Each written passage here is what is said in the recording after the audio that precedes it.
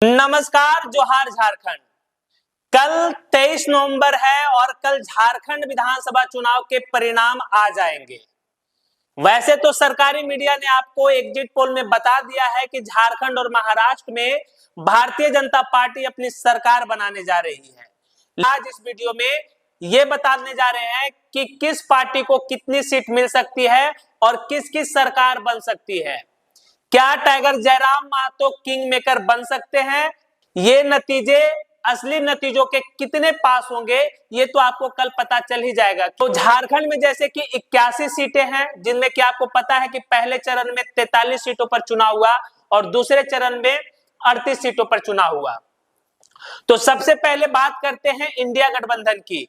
India गठबंधन के जो प्रमुख दल है उसमें झारखंड मुक्ति मोर्चा, कांग्रेस, आरजेडी और लेफ्ट की पार्टियां हैं।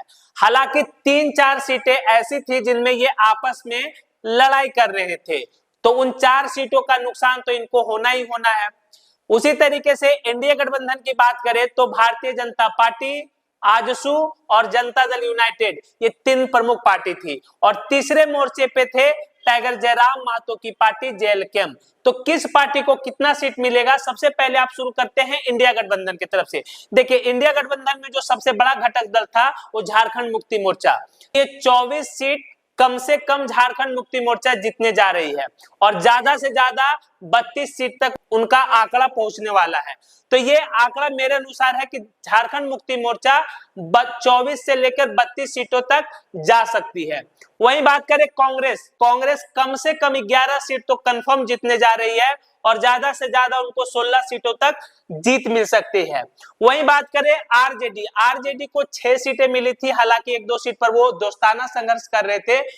6 सीट में आरजेडी कम से कम 2 सीट जीतता हुआ दिखाई दे रहा है और मैक्सिमम वो 4 सीट तक जीत सकती है। हालांकि हर सीट पर कांटे का टक्कर है, इसलिए ये आंकड़े बड़े ही जिम्मेदारी के साथ दिया जा रहा है कि आरजेडी 2 से 4 सीट जीत सकती है।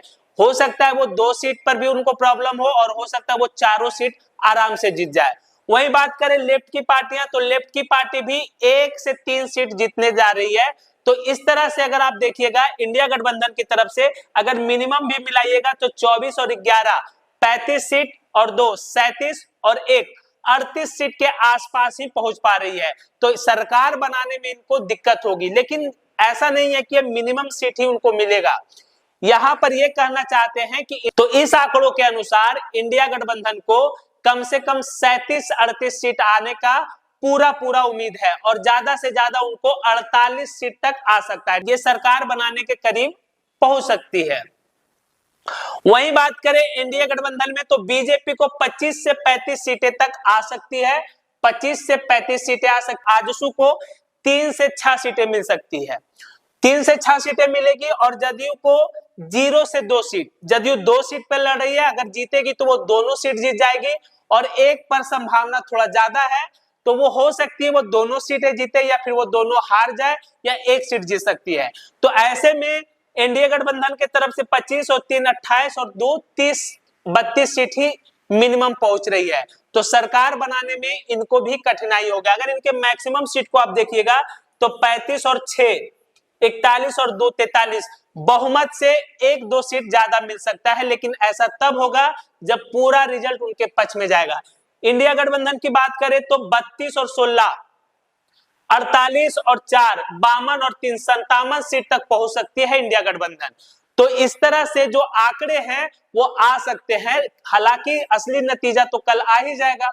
वही बात करें झारखंड के राजनीति में क्रांतिकारी टाइगर जयराम महतो की पार्टी जेएलके वैसे तो अच्छा प्रदर्शन कर रही है, बहुत सारे सीटों पर उनको वोट मिल रहा है, लेकिन नतीजों में कितना सीट जेएलके को जाएगा इसका अंदाजा लगाना मुश्किल है। लेकिन मेरा मानना है कि टाइगर जयराम महतो की पार्टी 0 से 4 सीट तक जा सकती है। अगर वो 4 सीट जीत जाती है तो समझ जाइए कि झारखंड की राजनीति में वो किंग मेकर बन जाएंगे। और अगर उनको एक भी सीट नहीं मिलती है तो भी कोई बात नहीं है, वोटों के प्रतिशत में उनको अच्छा खासा वोट मिलने जा रहा है।